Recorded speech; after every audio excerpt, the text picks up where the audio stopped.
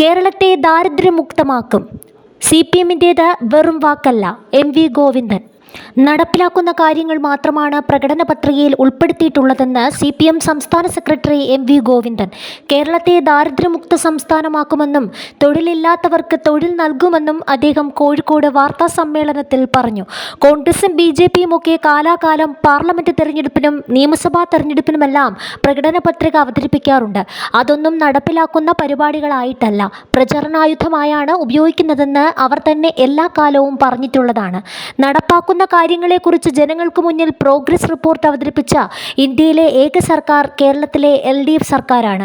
പറയുന്നതെല്ലാം നടപ്പിലാക്കുമെന്നതാണ് അതിൻ്റെ ഗ്യാരണ്ടി. കേരളത്തിൽ വലിയ മുന്നേറ്റമാണ് ഉണ്ടാകാൻ പോകുന്നത്.